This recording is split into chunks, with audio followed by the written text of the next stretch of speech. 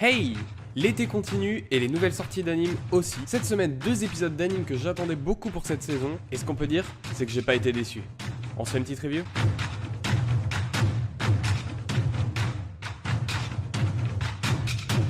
Et on commence par le premier épisode de Banana Fish sorti cette semaine. J'attendais pas mal l'anime, le trailer m'avait vraiment donné envie, j'ai pas été déçu. Directement, Banana Fish ça nous met dans une super ambiance. On est dans les bas-fonds de New York si je dis pas de bêtises. Entre d'un côté cette ambiance un peu crasseuse des petits quartiers de New York et de l'autre l'ambiance luxueuse de tout ce qui va être la mafia et les boss de la mafia. Que ce soit les décors, les jeux de lumière et surtout vraiment la bande son, ça nous met complètement dans le truc. La bande son est vraiment géniale pour l'instant, un peu hip-hop, quelque chose qui avait l'air vraiment sympa dans le trailer, c'est les personnages. Et là, même chose, j'ai pas du tout été déçu. On a d'un côté Ash, le personnage blond, à la fois qui bosse avec les gangs, mais qui a quand même une morale, qui est pas là juste pour tuer des mecs. C'est un personnage qui est pas manichéen. Il va y avoir tout un travail autour du passé du personnage, autour de tourments probablement. Il est dans un gang, il a grimpé les échelons comme ça pour atteindre un objectif. Et on sent que c'est pas un personnage qui est mauvais. C'est un personnage qui hésite pas à se salir les mains, mais c'est pas un personnage mauvais. De l'autre côté, on a notre détective japonais qui a l'air très simple d'esprit et naïf au premier abord, mais qui, je suis sûr, va être assez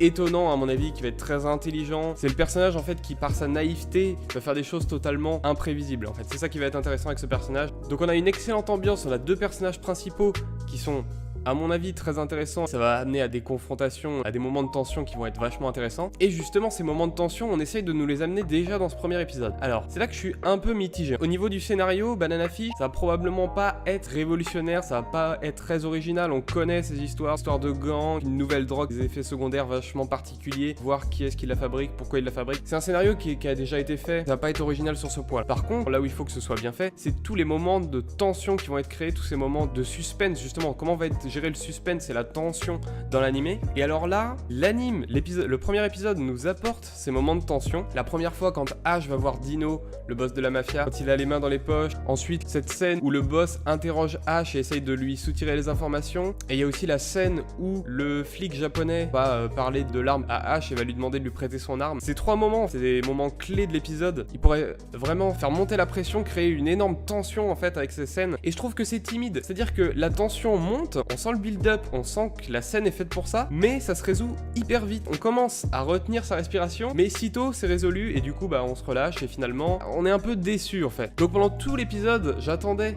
le moment où ça allait pas retomber, où ils allaient vraiment nous mettre la pression, et ça finit par arriver à la toute fin, après la bagarre dans le bar, et quand Ash, au moment justement où il sort du bar, cette scène où il va tirer sur la bagnole, avec la musique qui monte derrière, ce moment-là est parfait, ça vous met la hype à fond pour le prochain épisode. S'il n'y avait pas eu la fin, j'aurais été un peu perspicace, mais avec la fin de l'épisode, Banana Fish c'est validé à 100%, en tout cas l'épisode 1, et j'attends vraiment à fond de voir la suite dans l'épisode 2.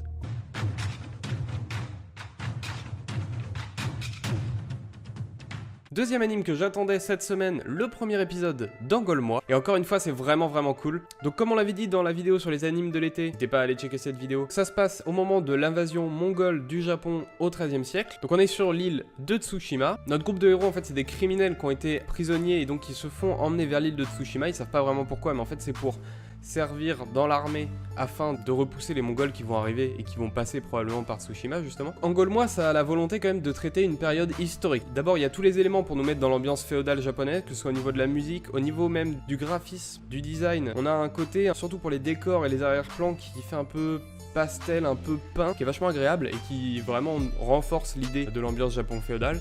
Au niveau de tout ce qui va être combat, ils vont garder un aspect très réaliste. C'est violent, c'est sanglant. D'ailleurs, dans le premier épisode, on a même droit à une petite décapitation bien propre. On reste dans le côté réaliste, on part pas dans un truc shonen avec des super mouvements, même si il y a quand même un côté shonen, que ce soit par les personnages, le fait que le héros utilise une technique de sabre particulière, on retrouve quand même un côté shonen, mais ça s'oppose pas au côté réaliste et au côté historique que veut instaurer l'animé. On reste dans la même idée. C'est ça que j'apprécie, c'est que le côté shonen ne prenne pas le pied sur le côté réaliste et historique, mais j'ai encore, par rapport à ça, un léger petit doute, puisque sur la fin, on découvre un antagoniste qui a l'air d'être quand même un antagoniste sérieux et principal, qui a priori connaîtrait déjà le héros. Il y aurait une espèce de rivalité, ils feraient tous les deux partie de la même école de sabre, du même dojo. J'ai peur qu'on parte sur des côtés un peu shonen, mais pas dans le bon sens. À côté de ça, il y a ce personnage qui est un petit peu cliché là, d'espèce de bête féroce, d'homme un peu surhumain, complètement ultra musclé. Ok, ça dénote avec le côté réaliste, mais c'est pas non plus trop envahissant, ça s'impose pas en fait par rapport au côté historique. Du coup, le premier épisode m'a convaincu, mais j'attends encore de voir la suite. J'espère vraiment que ça va se concentrer sur tout ce côté historique et donc comment ils vont gérer les batailles, quelles stratégies ils vont mettre en place pour contrer l'invasion mongole, parce que clairement ils vont se retrouver en sous-effet par rapport à l'arrivée des Mongols, et donc il va falloir gérer ça, il va falloir mettre en place des stratégies de défense, des pièges, ce genre de choses, et j'espère vraiment qu'ils vont se concentrer là-dessus, sur cet aspect-là. C'est ce que j'ai envie de voir. Faut pas que ça parte en shonen où on va avoir un héros qui va réussir à déboîter tout le monde par sa force ou sa technique. Je veux voir des stratégies, je veux voir des personnages qui vont lutter, qui vont galérer puisque ça va être difficile. Faut insister sur ce côté réaliste et donc comment faire pour s'en sortir de façon réaliste. Enfin, qu'il y ait un côté vraiment bataille épique, réaliste et stratégique.